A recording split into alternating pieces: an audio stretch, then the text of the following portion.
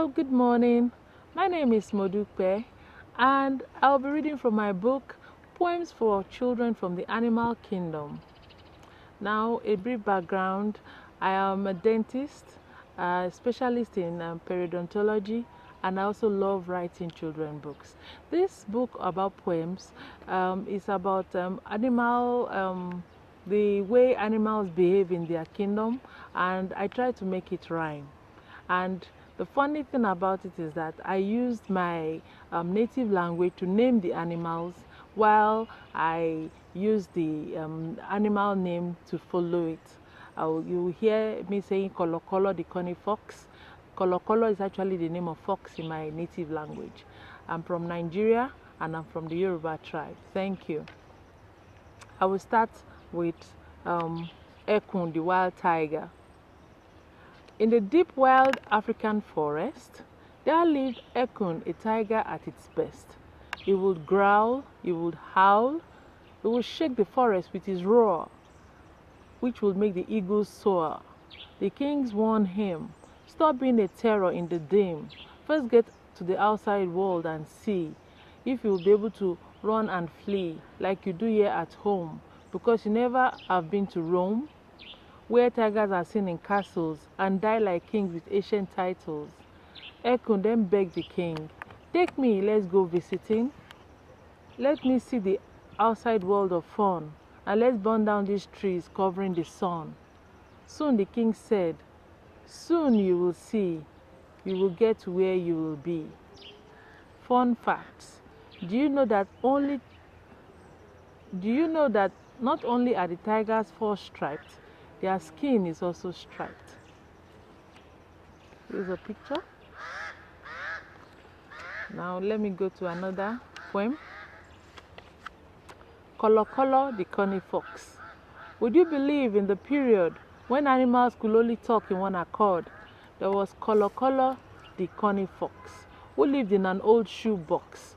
He would pretend to be one who couldn't speak and would shun.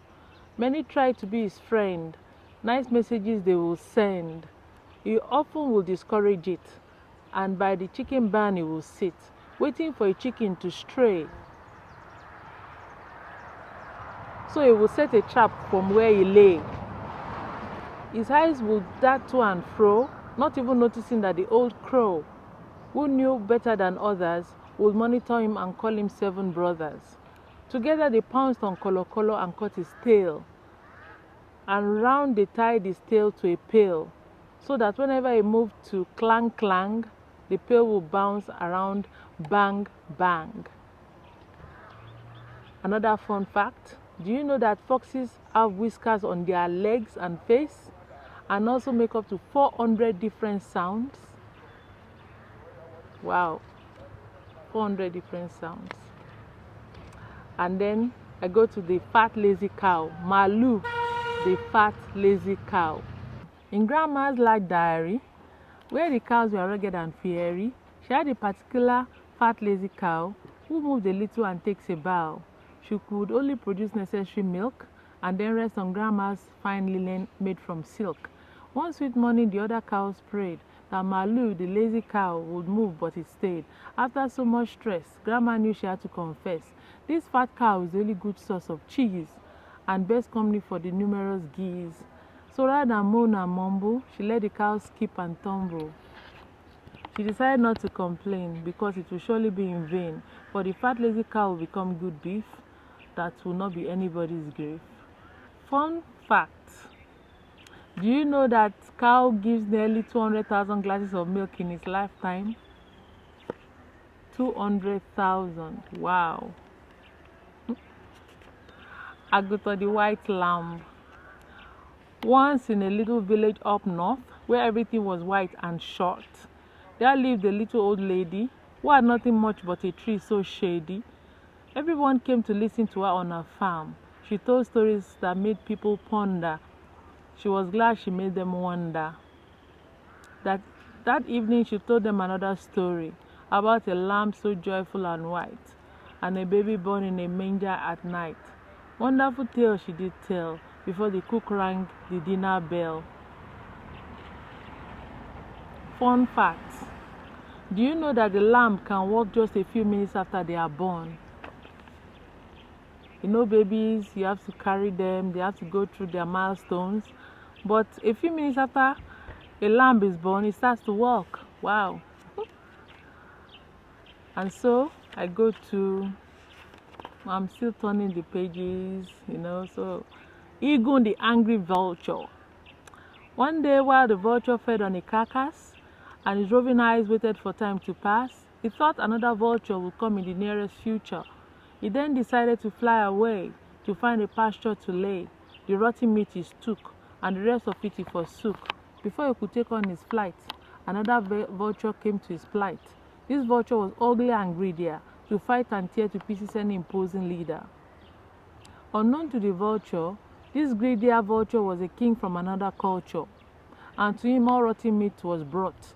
And so the fight began, and they fought as much as they could. They fought and they fought till neither got the meat they sought. Do you know that vultures live everywhere in the world except in Australia and Antarctica? That's interesting, but at least they get to live in Africa. Opolo the timid frog. Once there was a little frog who lived to hide in a broken mug. Because on the mug were pictures of him painted around the mug and on its rim. However, this frog was timid, for all it loved was the weather so humid. His male frogs would croak thunderously, and all he did was shake cantankerously. His friends jeered him to scorn, and he hated why he was born. He never made any attempt to do any croaking for fear of contempt. But one morning so bright, he cleared up his throat so tight. He made a glorious loud croak, and other frogs saw him as a handsome bloke. Fun fact, do you know that frogs cannot vomit? They cannot vomit. Elede the dirty pig. Once there was a dirty pig who loved to wallow in ponds along the dirty rig. But the horrible thing about this pig was that not even amongst his colleagues was found a pig so dirty that he hated additions. But would he even listen to corrections? He rarely did, as he hated subtractions. He would then pretend to sit on a throne and be on his own, and his numerous faults they would detect, and he would smile without any effect. However, he was content in his surroundings with his neck so bent that he hardly noticed when the flood washed away his pie in the mud. This is how Elede the dirty pig lived, with all his food strewn in the mud. Fun fact, do you know that some pigs in China are the size of bears? Wow. Thank you for listening. I hope you enjoyed my reading.